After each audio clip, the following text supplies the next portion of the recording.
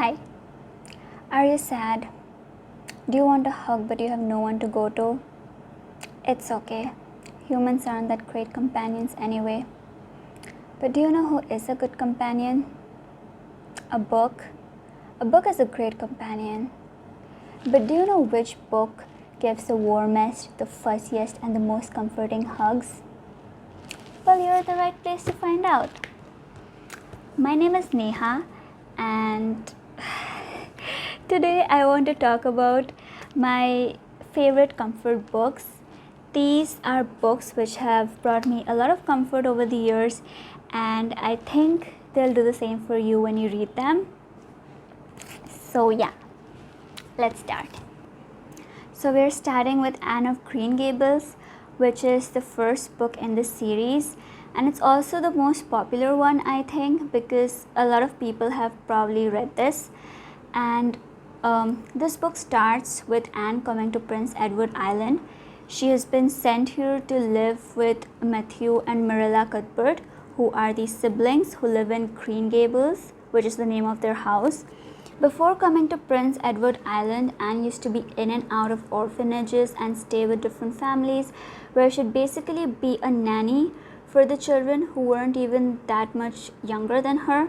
So she was very excited to start a new life at Green Gables. But as it turns out, the Cuthberts had not sent for a girl. Instead, they had sent for a boy who would be able to help them around the farm. Anne is devastated to find out that she was not wanted. She had really been looking forward to this. She had already pictured her entire life at Green Gables and how she knew she would love everything. At first, Marilla decides to send her back, but then she gets to know a little about Anne's upbringing, and so she decides to let Anne stay. The rest of the story is basically Anne trying to fit into life at Green Gables, which is a real struggle for her. She has never lived in a proper household. She's always been a kind of nanny or a servant. She has never had an actual upbringing, and it's very difficult for her to get used to all of the rules and all of the customs of the Cuthbert household. She starts going to school, she makes friends. She has a best friend called Diana Barry, who is her first real best friend, as opposed to her previous imaginary best friend who used to live on the other side of the mirror. And in my opinion, Diana is probably the most underdeveloped character in the series. I think Montgomery just watered down Diana's character to make Anne's character shine more, but it's a real shame actually, because Anne and Diana could have been such a big duo if Diana had more of a character. Anne also has an arch rival at school. He's called Gilbert Blythe, and Anne and Gilbert have the most epic enemies to lovers origin story that you've ever read. Anne and Gilbert meet in class, and Gilbert wants to get Anne's attention. He wants to get the new girl's attention, and after several failed attempts, he pulls her hair and calls her carrots. That completely sets Anne off. Anne has one big insecurity, and that is her red hair. She just stands up in the middle of the class and breaks her slate over Gilbert's head. So yeah, the book really teaches you about how to handle conflicts efficiently. Anne as a character, especially in this first book, is really lovable. I think Mark Twain called Anne the most lovable child since Alice from Alice in Wonderland, and that is definitely true. She is super imaginative, she is spunky, she loves nature. Montgomery writes some of the most beautiful descriptions of nature. Like, I'm a city girl, I haven't been out in the nature at all. I don't think I had much of an appreciation for nature before I read this book. She also really likes to use long words, and Anne has this vocabulary and these phrases for things. Like, for example, she has this phrase called kindred spirits, which is basically for people that you meet and you instantly know that you're going to be besties. Anne loves to come up with all these beautiful and creative names for all the trees and the lakes and the other places in their neighborhood. She also loves to come up with stories and games. It's just such a sweet book. It is so wholesome. It is a 10 out of 10 on the wholesome scale. It is funny, it is warm, and everyone in this book is just so sweet. This is the second book in the series. It's Anne of Avonlea. This is the Vintage Classics edition, which I really love because the cover is super pretty, and it has a bit of trivia at the end and some games and stuff and quizzes to find out which Anne of Avonlea character you are, which is really nice. I really appreciate these Vintage Classics editions. So in this book, Anne is a little older and she is 16 and she's starting as a teacher in the Avonlea school where she was a student herself. She is saving up to go to college next year, and at this point in time, Anne is no longer an outsider in Avonlea. A big part of this book is about Anne and her new life as a school ma'am. She has a lot of ideals and grand expectations about how she will teach the children, how she will handle the misbehaving students, and she won't reprimand them, she won't ever scold them, and how she will completely change their lives. And she hopes that the children will look back at her and think of her as the person who inspired them. But the reality, of course, is pretty different. The children and their antics will definitely make you laugh. It's the most adorable things. I can read you a little bit of an example which I think will give you your daily dose of serotonin. So this is a part where Anne has given the children an exercise to do where basically they have to write a letter to her about anything that they really like, and this is a letter that was written by one of the children. So it starts, Respected Miss, I want to tell you about my very brave aunt. She lives in Ontario, and one day she went out to the barn and saw a dog in the yard.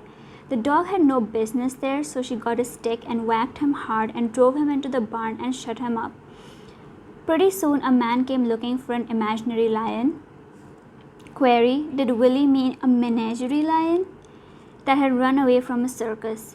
And it turned out the dog was a lion, and my very brave aunt had drove him into the barn with a stick. It is a wonder she was not ate up, but she was very brave. Emerson Gillis says if she thought it was a dog, she wasn't any braver than if it really was a dog. But Emerson is jealous because he hasn't got a brave aunt himself. Nothing but uncles. I know.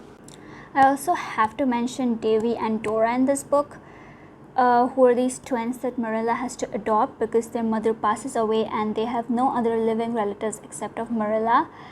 Now that Anne is older in this book, she is 16, you'll see a lot of changes compared to Anne of Green Gables.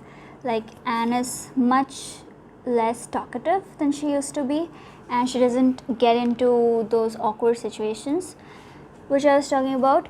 But there is no peace in Anne of Green Gables because Davy has 10 times the knack of mischief that Anne had. And it's very funny to see Anne as a sort of guardian for Davy and Dora. I will say though that as such there isn't much happening in this book, but still it's a pretty good book if you're looking for something light and simple to read. Yeah, that is Anne of Avonlea.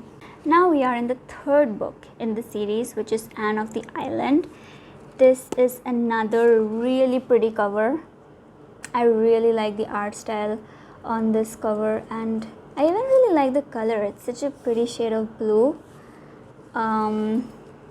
Yeah, so in this book, Anne is going to college to get her BA. It's a pretty big deal because she's the first girl from Avonlea who is going to college. This book is a lot about changes. It's about becoming an adult, leaving the nest, finding your groove in a new place, relationships. When I reread this book in my final year of college, it just hit different because it's so much about, you know, starting a new life. Anne makes this new friend at college who is called Philippa Gordon, and I think she deserves a special mention because she adds all the zest to this book. um, Philippa is this happy-go-lucky girl. She is very pretty, she is charming, she is super social, and she is the life of every party. You'll see that this book is a little more serious compared to the earlier books, so I think Philippa helps to balance out the seriousness in this book with her fun ways.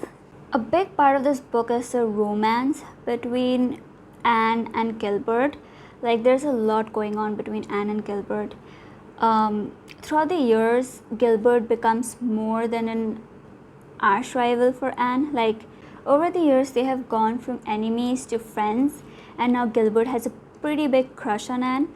Like, I'm sure all of us knew that, but Anne did not. For her, Gilbert has just been her childhood friend, so this change in their dynamic is a little too much for Anne. This causes a rift in their friendship for some time. Meanwhile, Anne meets this another man at college who is sort of like a Prince Charming. She's everything that she expected when she thought about having a romance. He's dashing, he's handsome, he writes poetry for Anne. Anne is completely swept off of her feet by this new man, and for a while she thinks that probably he's the one, but a lot of things happen from there. The ending of this book is so good. It is the perfect ending after all the build-up that has happened since the last two books. The ending just gave me all the butterflies. It made me squeal with happiness the first time I read it. There's a lot of drama in this book, but I think the ending just makes up for it. Compared to Anne of Green Gables and Anne of Avonlea, Anne of the Island is a lot more exciting. There's a lot going on. A lot of things happen. Through all of these books, you see Anne sort of growing up and even growing out of a lot of her childhood. Like, she's still pretty dreamy and she has her scope for imagination, but she has become more serious, which I suppose is kind of expected. So yeah, that is it for this video. I hope you enjoyed it. If you have read these series, please let me know what you think about these books. And I have a lot of other comfort books which I would like to talk about, so this is definitely the first of my comfort books videos. So yeah, please stay tuned and I'll see you guys in the next video. Bye bye.